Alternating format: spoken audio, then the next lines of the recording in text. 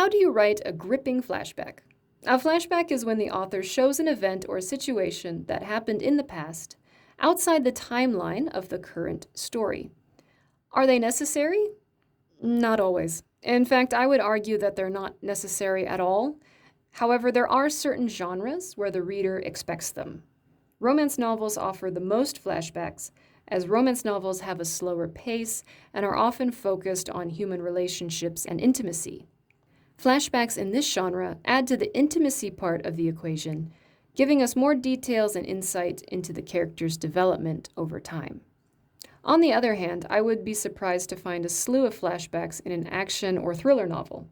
The high suspense doesn't allow the space for as many flashbacks as a romance novel, and because the reader is picking up the book for something fast-paced and exciting, a flashback probably isn't going to satisfy him. But this doesn't mean that flashbacks are useless. There are a couple reasons flashbacks are important. The first reason is they show an event that affects the relationship between the characters now in the current story. Why would our character never betray his older brother even if he has gone to prison? Or why would our main character and his daughter not have spoken to each other for 20 years?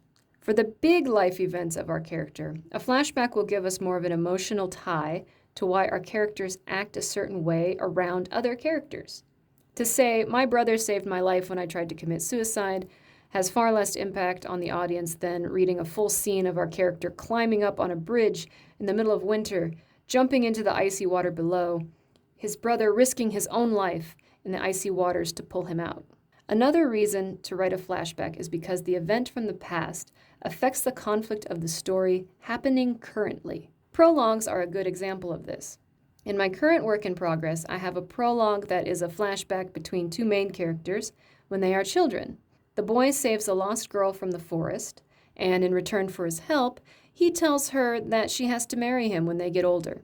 This sets up the premise for the book, where the girl grows up to be betrothed to the little boy, who turned out to be the prince of the country. This is an example of the flashback being both relevant and also interesting enough to include in the main story. While flashbacks can add some layers of depth to a story, they can also take away from the story. A good flashback makes us fall in love with the characters more. A bad flashback makes us put the book down. There are a few common mistakes when writing flashbacks. The first one is too many flashbacks. Giving the reader background information through flashbacks is not a sin, but ultimately you want to keep your reader in the current story as much as possible. Using flashbacks takes the readers out of the current story and presents them with a second story that they may or may not want. If you have a flashback every chapter, there might be an issue with your current story. Perhaps the conflict isn't strong enough or there isn't enough tension. Rework your story to make sure the flashbacks are necessary. You can also consider breaking up the flashbacks into separate chapters of their own if they're absolutely vital for the story, or consider making a spin-off prequel story. Another mistake is bad timing. If your character is tied to a chair, mouth gagged, looking at the end of a gun barrel, don't start a flashback about the time his dad got mad at him for crashing the car. Immediate danger requires immediate focus by the author, the character, and the audience. Flashbacks are slow-paced, so save them for slower scenes with little tension and suspense. The third problem is if your flashbacks are irrelevant to the current story. If the flashback is not relevant to the current story, then we don't need to see it. Don't show us the time our main character won a bicycle competition if the story is about him being a firefighter looking for an arsonist. Your character may have lived a whole life, but your readers are not interested in that. They are only interested in your character at the present time, overcoming the problem they have right now. Although you may discover new and interesting things about your character's pasts, not all of it will be necessary for the story. Write it all out in your rough draft, but cut it in the final draft. Make sure all of your flashbacks are relevant to the current story that your readers are committing to. If your characters' backgrounds are so fascinating that you have to share it with your readers, make it a short story for sale or a free download, or make a full-length prequel, novel, or novella. And the last problem is no clear entrance and exit. This is where your grammar is extra important in your writing career. If you are going to have a flashback, you must change the narrative in some format to create a clear start point and exit point. Let's look at this example. The hot chocolate was sweet and spicy, a kick of cayenne pepper, just like her Aunt Anita used to make. I like to imagine that I'm an Aztec god when I drink it this way, Aunt Anita said, watching all the poor mortals shake in pain from the pepper. This has no clear entrance or exit, and it's confusing whether or not Aunt Anita is talking now or in the past. So let's add a couple words to make sure our readers know when Aunt Anita is speaking. In this example, the hot chocolate was sweet and spicy, a kick of cayenne pepper, just like her Aunt Anita used to make. I like to imagine that I'm an Aztec god when I drink it this way, Aunt Anita had always said, watching all the poor mortals shake in pain from the pepper. But let's add an even better entry point. The hot chocolate was sweet and spicy, a kick of cayenne pepper, just like her Aunt Anita used to make. Whenever Jacqueline visited her aunt in San Diego, she would add double the recommended amount of pepper to every batch. I like to imagine that I'm an Aztec god when I drink it this way, Aunt Anita had always said, watching all the poor mortals shake in pain from the pepper. Now we have the proper entry point for the flashback. Make sure the exit point is just as clear so the reader isn't confused when they are. A bad exit. I like to imagine that I'm an Aztec god when I drink it this way, Aunt Anita had always said, watching all the poor mortals shake in pain from the pepper. But it didn't taste the same. It didn't have Aunt Anita's love in it. A good exit. I like to imagine that I'm an Aztec god when I drink it this way, Aunt Anita had always said, watching all the poor mortals shake in pain from the pepper.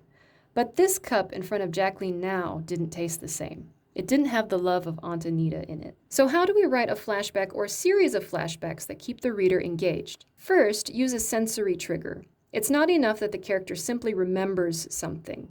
We need a reason why. And the best way to trigger memories in real life is through the senses: sight, smell, taste, sound, or touch. I would advise to use sight sparingly unless the trigger is strong. If your character lives by the beach and sees the ocean every day, using the ocean as a trigger seems odd. However, if your character comes across their mother's gold necklace that she thought had been lost, that'll trigger a strong memory. The best senses to use for triggers can be perfumes, songs, traditional dishes around the holidays, etc. Think of the things that trigger flashbacks in your own life. Second, write flashbacks that deepen or complicate the current conflicts between characters. The conflicts can be internal or external. A flashback can show why our main character is struggling to turn his brother into the police, even though his brother just murdered someone. A flashback in a romance can show us why the main character isn't in love with a married man. These types of flashbacks show the internal struggles of the characters, complicating the current story more. Third, decide if your flashback is worth a full-fledged flashback, or if it's better off as a sentence or two. Some details from the past you can state in a simple sentence. Jacqueline's Aunt Anita used to put cayenne pepper in the hot chocolate. This would be a perfectly fine line if Aunt Anita is not a main element in the conflict now. However, if the story is about our main character grieving the sudden death of her Aunt Anita, we want to extend this flashback to show what a wonderful woman she was. We want the readers attached to Aunt Anita, so we're going to flesh out a full scene to tug on the reader's heartstrings. Lastly, write flashbacks shortly and sparingly. Don't write a 15-page flashback. That's a story. That's not a flashback. Also, don't write a flashback every chapter. Keep the focus on the conflict happening now, on the story happening now, on what the characters are doing now. Remember that flashbacks are tools to enhance the current story. They are not meant to be character biographies or bonus stories amidst the current conflict. Use them well and sparingly, and they should enhance your stories in ways that improve the tension. If you need help writing flashbacks, go ahead and download my Writing Flashbacks workbook. It is absolutely free. You can download that to work on writing flashbacks that grip the reader and don't lose their attention. If you have any questions on flashbacks or how to write them or writing in general, go ahead and leave it in the comments below, and I will take a look and answer your questions. In the meantime, keep being beautiful beasts. I will talk to you tigers later. Peace.